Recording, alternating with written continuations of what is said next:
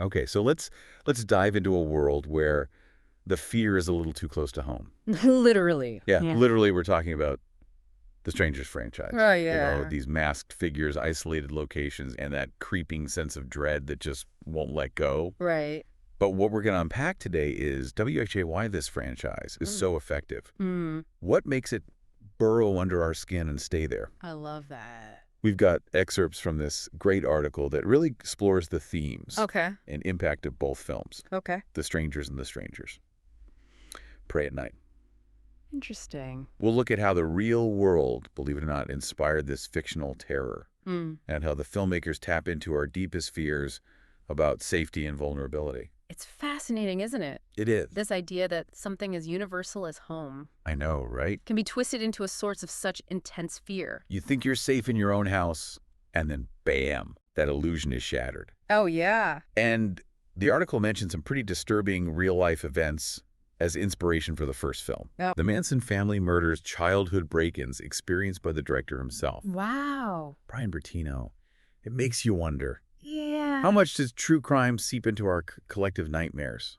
Well, I think it speaks to this idea that horror often reflects societal anxieties. Right. You know, back in the late 60s, when the Manson murders took place, it really shook the sense of peace and love that had defined that era. Mhm. Suddenly, the darkness felt a lot closer to home, and in a way, Yeah. The Strangers taps into that same feeling. Mm. The idea that evil can be random, motiveless, and lurking right outside your door. That's actually a brilliant point. That's not just about the jump scares. It's about that underlying unease, that feeling that something's not right. Right. And the first Strangers film from 2008 really leans into that. Absolutely. It's a masterclass in minimalism. Oh, yeah. Using silence and slow burn tension to ratchet up the dread. Uh-huh. Think about that opening scene. Okay. The quiet, isolated house, the happy couple completely unaware of the danger lurking just outside. It's almost like the film itself is holding its breath, Oh, wow. waiting for the moment to strike. You know, it's funny you should say that because I actually find that slow burn approach far more effective than the in-your-face gore of some horror films. Right. It gives your imagination time to work, to fill in the blanks with your own worst fear. Precisely. Yeah. And that's where The Strangers really excels.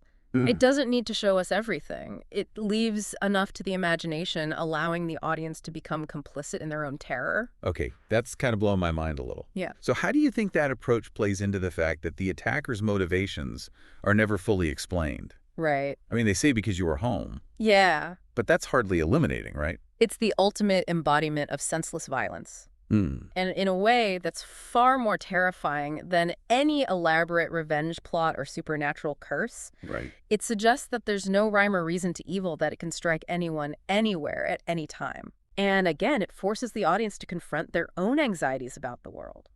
And this all ties back to what we were saying about real-life events bleeding into horror, right? Absolutely. Because the Manson murders, for example, were never fully explained either. Right. It was this eruption of chaos that defied easy categorization.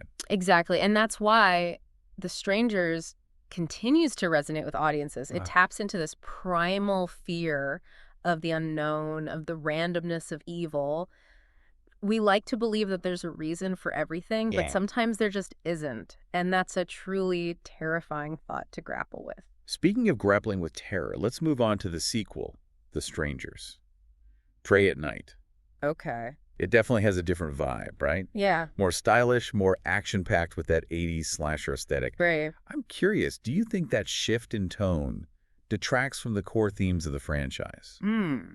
Or does it offer a new perspective on those same fears? That's a great question, and I think it gets to the heart of what makes this franchise so interesting. The sequel, while visually distinct from the original, still manages to tap into that same sense of vulnerability and dread. It's like the filmmakers took those core anxieties and dressed them up in a different costume. Interesting. So instead of relying solely on silence and stillness, Mm-hmm. Pray at Night uses a more visually dynamic approach to create tension. Yeah. Do you think it's as effective? It's effective in a different way. Okay. The neon lights, the wider shots, the synth-heavy soundtrack, Yeah. it creates a more heightened, almost operatic sense of dread. Okay, I can see that. Yeah. It's less about the slow burn and more about this constant pulsating fear. Right. But you know what I find fascinating about both films? What's that? It's the villains themselves. Okay. They're so simple, yet so utterly creepy. Mm-hmm. Doll-faced pinup girl man in the mask, those masks are pure nightmare fuel. And that's where the franchise really taps into that primal fear of the other.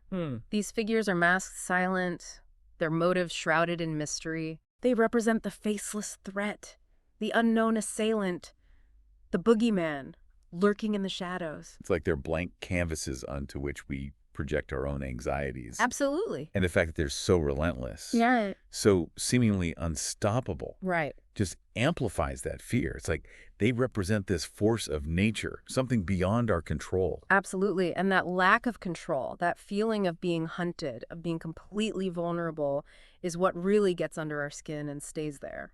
Yeah, it's like they embody that primal fear we all have of being stalked by something Right. that we don't understand, something that defies our attempts to rationalize it. You know, it's interesting you bring that up because I've always wondered about the home invasion aspect of these films. Our homes are supposed to be these sanctuaries, Right. these safe spaces, Yes. and the strangers just completely violates that sense of security. Exactly. It's a deliberate inversion of that expectation.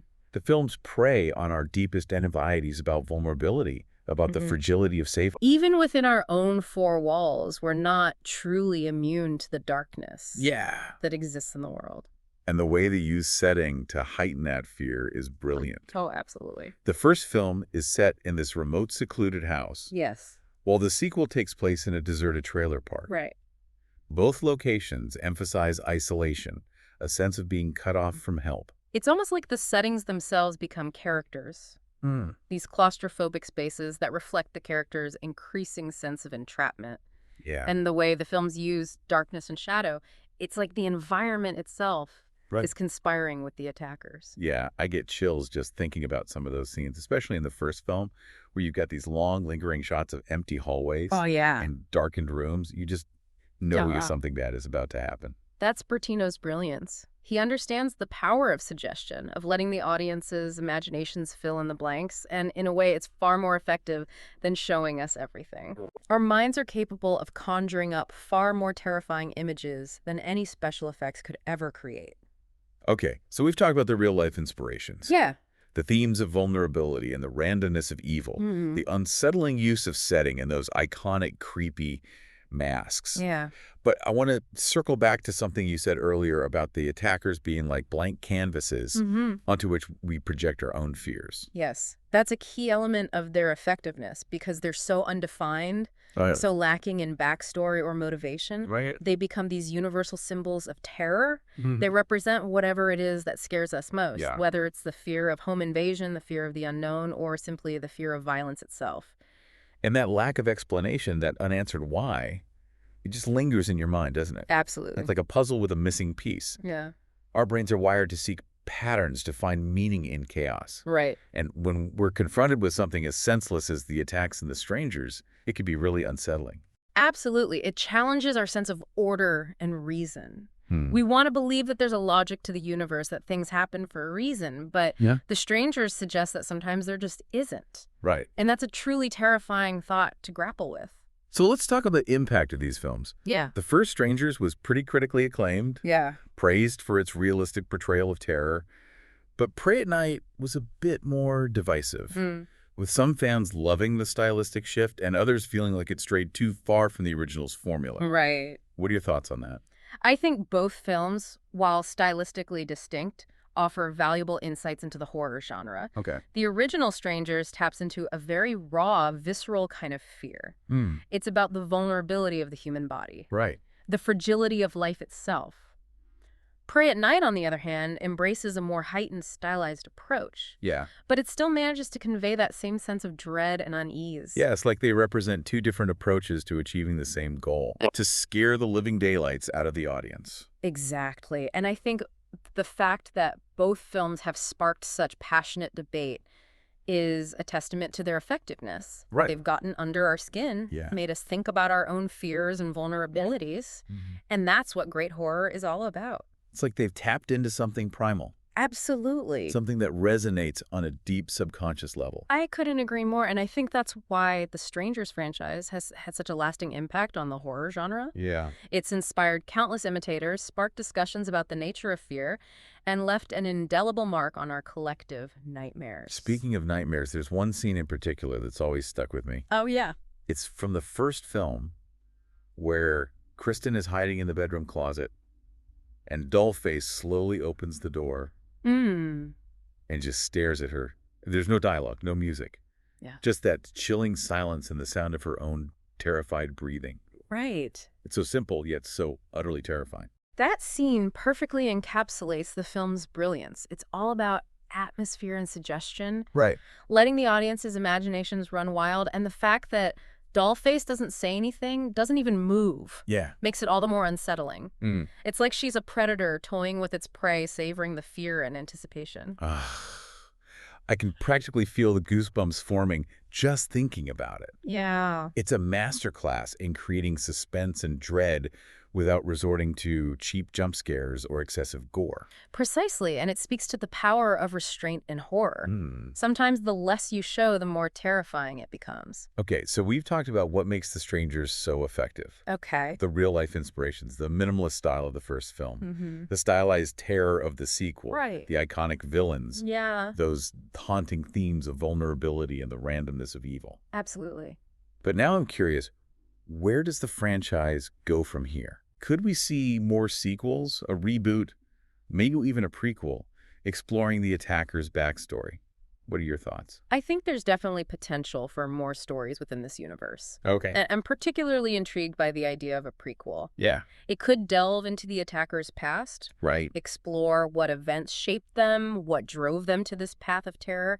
But I also think it's important to tread carefully. Revealing too much could actually diminish their mystique.